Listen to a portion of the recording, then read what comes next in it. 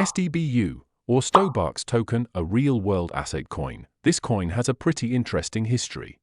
STBU is the native coin for a company named Stobox. Since it's under the RWA category, the platform focused particularly on tokenization services, which includes real estate, natural resources, and even probably private company securities, treasuries and others. What's cool about it is that it lets retail investors like us to purchase these tokenized assets through their platform, making high-value investments more accessible. Just yesterday, the co-founder's birthday, and they dropped an upgrade for the platform, Stobox, for version 1.9. This update is pretty awesome, as it's designed to be more comprehensive tokenization platform for RWAs, making it easier for businesses of all sizes to digitize their assets.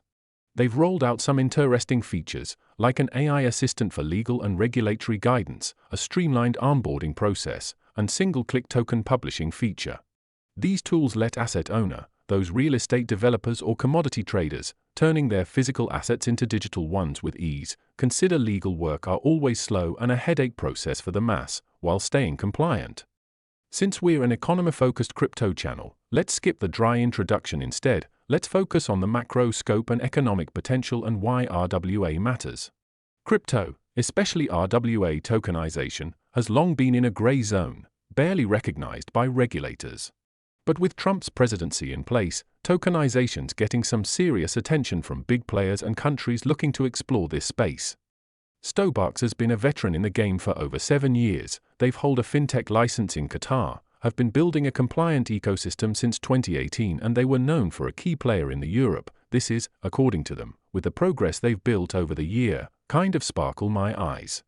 If we dig into their Telegram group, ask anyone, and majority of them will convince you with the progress the Stobox's team have done and the connection the company has built and are working with. Even the client that worked with them are all worth mentions of. They usually post them on their Twitter page.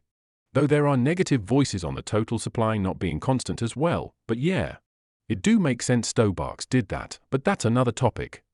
The demand for STBU established on both clients and users on their platform. You can imagine it them as eBay, if anyone still remember this old auction site. There are seller who wants to sell stuff, but if they want to sell their stuff, they are required to pay for subscription, listing fees as such, which could be settled on either fiat or STBU. Where STBU can be purchased through secondary market, which is the one we bought it on Uniswap, or other exchanges, or what now? Users, the average users like us, if we found some shiny RWA, and want to buy a portion of the tokenized product, we will need to purchase them with STBU as well. This creates a supply and demand of the trend of RWA, if anyone believes in them, if it's workable, if it's a norm in the future or whatnot. Stobox, as for how they generate revenue, mainly is from the products and services they offered and the STBU they hold, since they have, I think, approximate 13% of the total supply of STBU as reserve. Based accordingly to the latest update, the 25th of September, 2024, on their documentation. It writes that own approximately 13% of STBU reserve and decide to flow it out for circulation quarterly through community or referral program, so we can ignore that. So, if we take a look at the economy model, how STBU must be needed.